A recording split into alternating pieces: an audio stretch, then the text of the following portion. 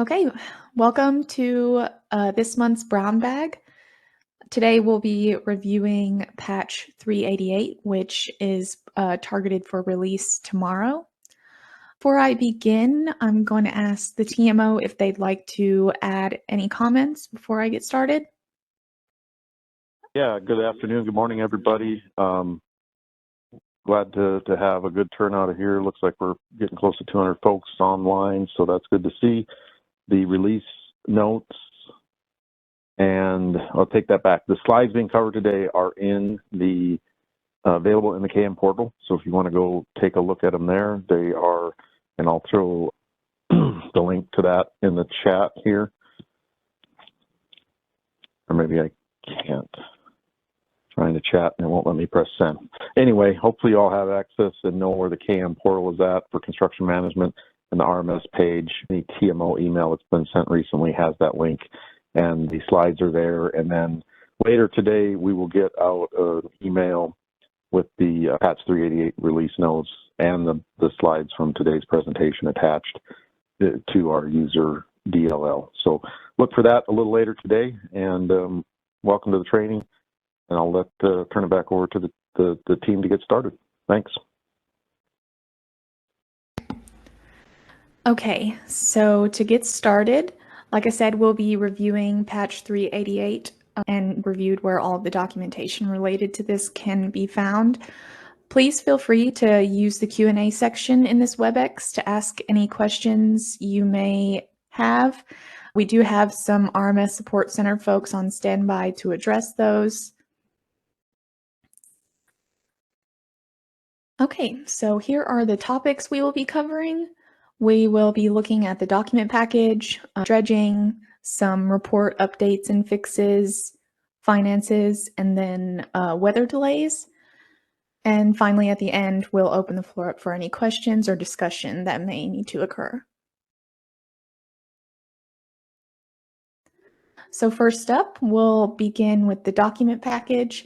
This is an update to RMS. RMS now supports the file type .nwd to accommodate any users who may use this. And next for the document package is an issue that was found. So empty attachments are added to the document package when a user would click on the Generate Letter button and then cancel out of this Word template selection window. This attachment would become empty. So this has been fixed, and upon canceling out of, the last slide, this attachment would not be empty. It would still add the attachment, but it was an orphaned attachment, So upon canceling out of this Word template selection window, an empty attachment is no longer added to the document package. So that has been fixed for patch 388. Next, moving on to the dredging section of this patch's fixes. So first up is an issue with how the Dredge Report Form 27A was displaying the minimum and maximum drag depths. This issue is in contractor mode as well, so the values were displaying incorrectly on the report as just 0. And so now this has been fixed, and the values in the generated report will display as they're entered in the edit view for the report.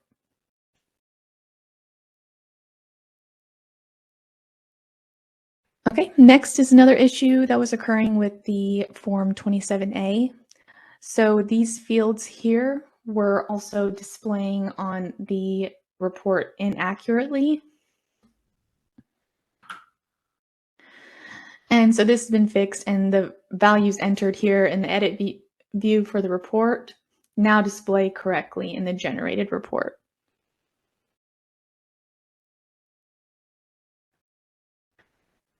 Okay, next is the QC Daily Dredge Report 4267.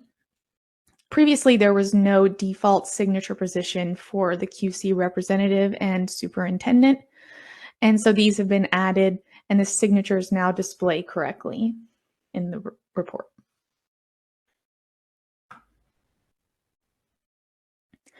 Next is another issue with the Form 27A. So it was found that the second entry for attendant plant hours were not displaying correctly in the generated report. And this has been fixed as well, so now all of the subsequent entries for the attendant plant hours will display correctly.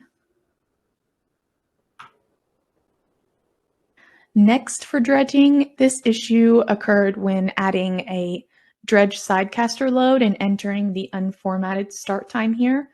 It was not being copied into this field as it should have been. And this has been fixed. When this unformatted start time is entered and you click OK, it will be copied into this screen formatted. Next, we'll jump into the report updates and fixes, starting with QC daily reports. This issue was occurring in contractor mode, so the contractors on site were not showing in the QC daily report edit view up here, but they were displaying in the generated report. So this has been fixed. They will show in the report and in the QC daily report edit view. Also in the QC daily report, when the QC daily report was returned for corrections, the document package would remain as in review, which caused some confusion. So now this has been fixed and the document package will change, status will change to return for corrections when it is returned for corrections, and it will be accessible to the appropriate parties.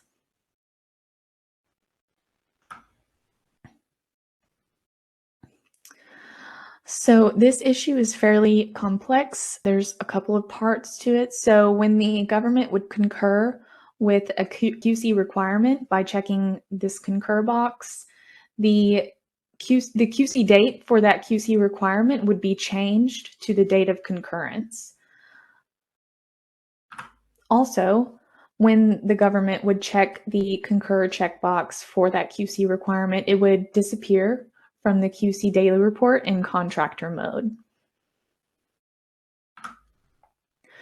This has been corrected, and upon concurrence of the QC requirement by the government, the date for the QC requirement will remain unchanged and will not change to the concurrence date. And the QC requirement will remain in the QC daily report edit view.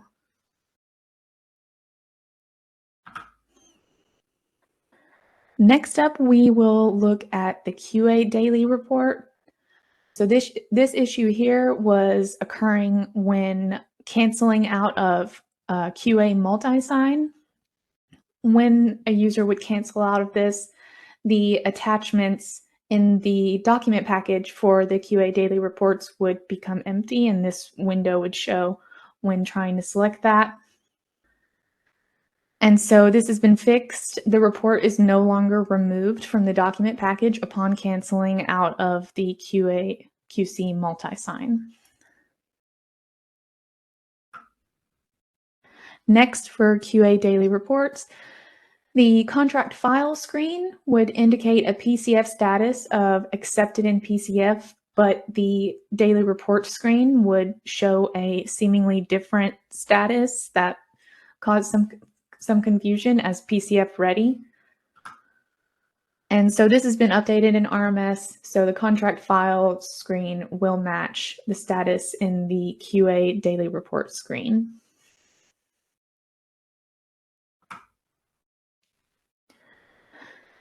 Also in the QA daily report, specifically in the labor interviews module, this employer name here, the employer would not show up in the labor interview selection view. And this has been corrected in RMS so that the name shows up in the appropriate column in the labor interview selection view.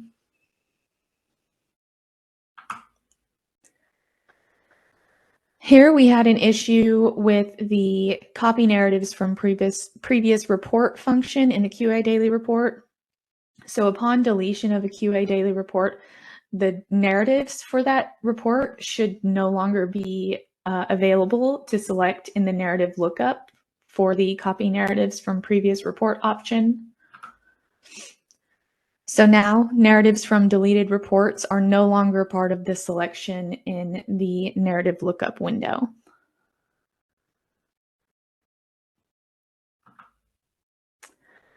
Moving on from QC, starting with the DD Form 1354.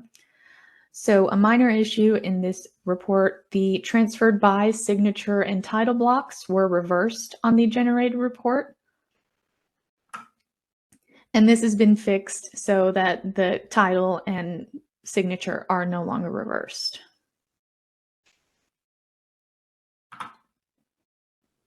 Next is the monthly record of work-related injuries/illnesses exposure report. Information entered into the RMS application was showing up inaccurately in this generated report. So to fix this, the report has been updated to match RMS. The other recordable cases column has been changed to remained at work -other in both the contract and summary report.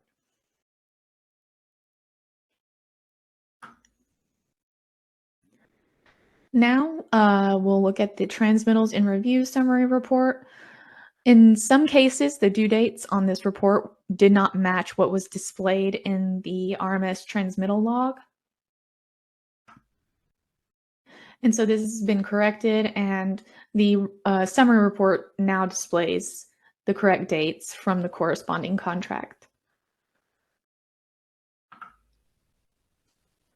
Here we have a rounding issue that was in the ENG 93. So the contract paid amount percentage was showing as 100%, when in reality it was actually only 99.99%. And so this has been updated in the report, and the percentage is now calculated more accurately.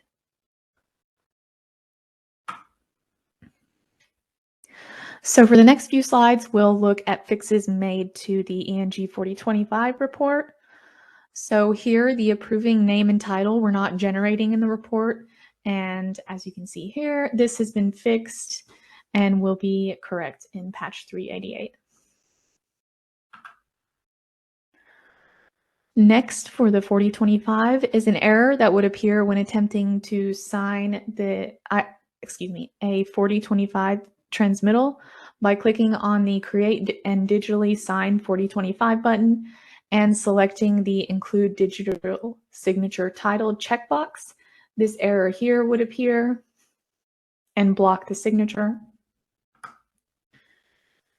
And this error has been mitigated and no longer appears when attempting this operation.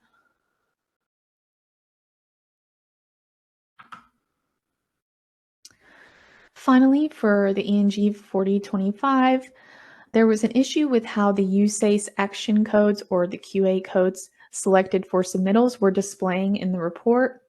So the column was overlapping with the following separate section. And then on the next page, there were empty spaces left blank. The form was fixed to show the codes in the column in their designated areas, and no empty spaces are left.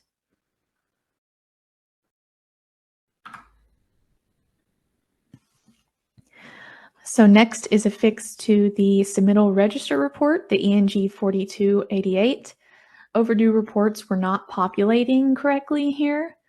And so this has been fixed so that the overdue reports now populate appropriately.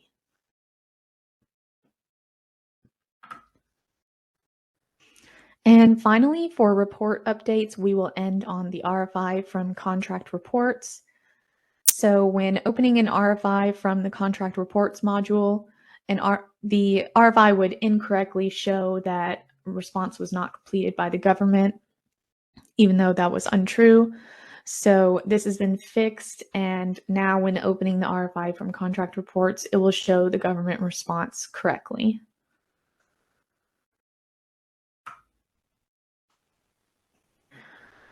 Okay, moving on to finances, specifically contract changes. So within the change request selection view, the mod age date was being calculated incorrectly. This date, or yes, the mod age was being calculated as the date requested minus the current date. The mod age date should have been calculated as the inception date minus the current date, and so that has now been fixed and mod age shows correctly.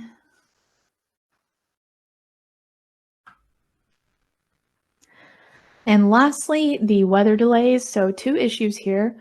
One, the weather delay selection view shows months where no report was completed. And 2, the weather delays calendar shows weather data for days where either one or both of the reports have not yet been completed. This has been changed. So months where no QA or QC daily report was completed will no longer show up in this selection view. And then on days where one or both of the reports have not yet been completed, the calendar will show those days as blank. Okay, and here are some references to some associated RMS YouTube videos and also our help desk contact information. And now we will open the floor up for any questions or discussion. It does look like one user has his hand up. You can go ahead and unmute yourself now if you have a question, and we'll be more than happy to answer it. Yes, can you hear me? Yes, we can. I had a question on when you blew through the reports updates, was it the one on the reports about the transmittals? Was that under transmittals in review that we were looking at, the one about the dates right in there? Yeah, transmittals in review summary. That's the one that you updated, that you said you updated that to include some dates. Is that correct? Yes, it was showing this review due date incorrectly. So for this transmittal, it was the review due date was actually May 25th, 2022, but is showing as April 25th, 2022. Okay, so the review, it's the review due out date. I mean, the report I'm looking at, when I pull it up on the project, it's got a date in and a review due out. That's the date based on RMS and not the date that the contractor wants it back? Because they enter a date a lot of times. It's a lot quicker than what RMS allows, correct? Well, RMS allows based off of how the contract is set up, so you can change what the dates. A lot of it also has to do with the settings of the contract, whether or not the contract is set up to be setting the submittal needs dates based off of the activities. If that's the case and that particular submittal item is not linked to an activity, then no date will actually show up in that particular case because it can't calculate anything because there's no activity to link it to.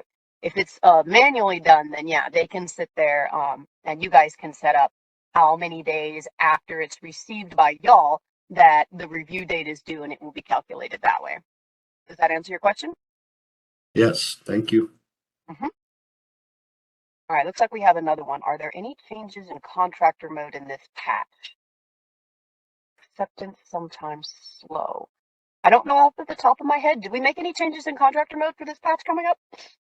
Yes, there were a couple of them specifically in there was a QC daily report fix for contractor mode where the contractors on site were not showing correctly in the application, but they were showing in the report. And then I thought there was another one. Oh, yes, there was another dredging fix for contractor mode. fix to the report showing the maximum and minimum drag depths accurately.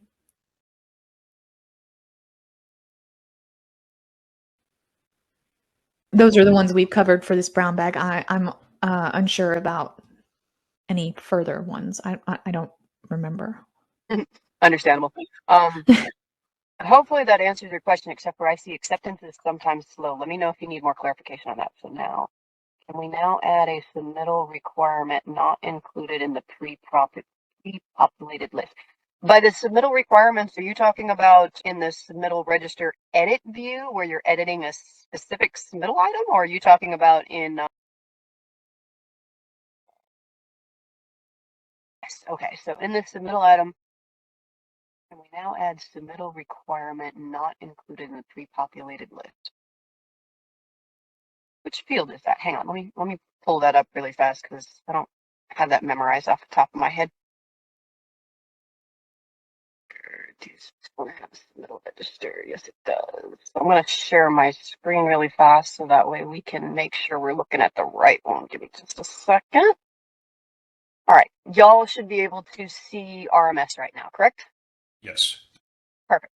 Okay, so for your specific question, are you talking about the required for activity, or which of these fields? Let me get this out of my way. Which of these fields specifically are you talking about? Because I'm not sure that directly correlates. Or is this not the correct view? This one right here? Yeah. So yeah, the only thing that you can select for required for activities are activities that are actually listed in the pay activities module. If it's not in the pay activities module, you will not be able to choose an activity in here, because if it's not in the pay activities module, it's not going to have a schedule.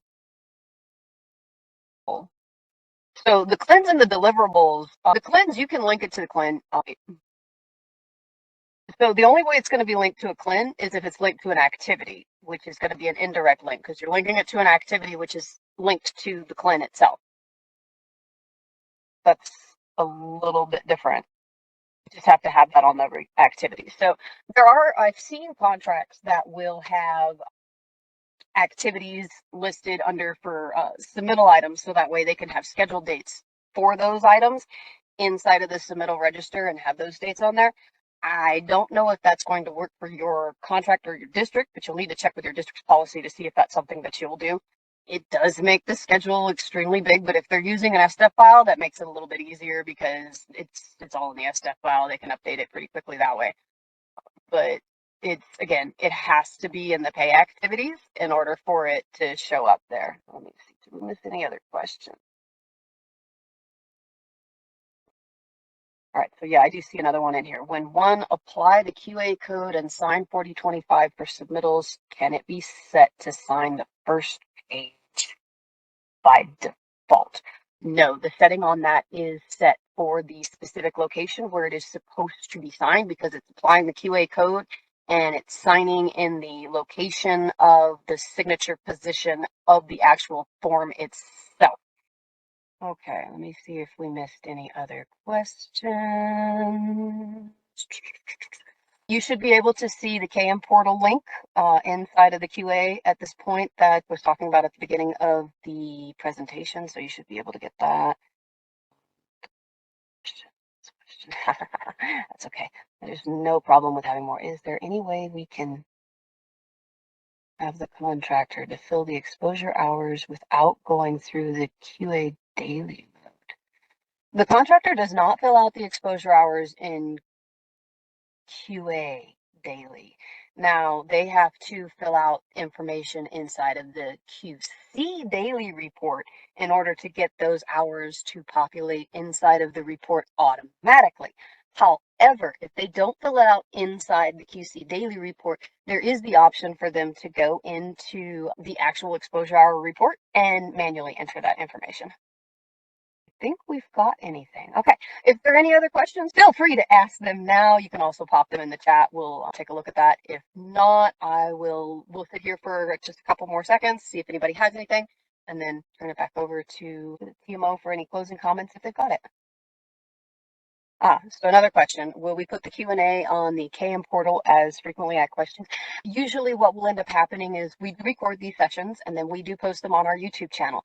in the description box of that YouTube channel, all of the questions with the answers scrubbed, of course, will show up in there. But for the KM portal link, that one, I don't know that we'll be putting that in there because YouTube is a public channel. So if you would like a copy of the link to have that separately because you don't have a copy here, then just send an email asking for that portal link and I will send it to you.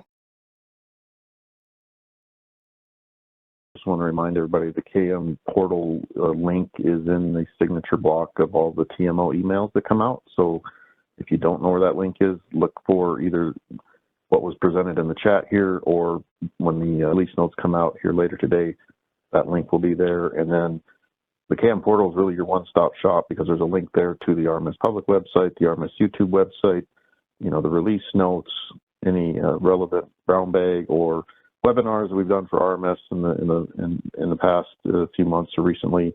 There's a bunch of stuff on there about the COI stuff that we did a few months back and other stuff. So please, you know, visit that regularly and we will update it as we get more information. But as far as the Q&A, since we do have that on the YouTube site as part of what's available there, that's probably where it will remain. But there is a link from the KM portal to the RMS YouTube site. With that, everybody, thanks for joining. Doesn't look like there's any more questions, so have a great day, and we'll talk to you on the next Brown Day.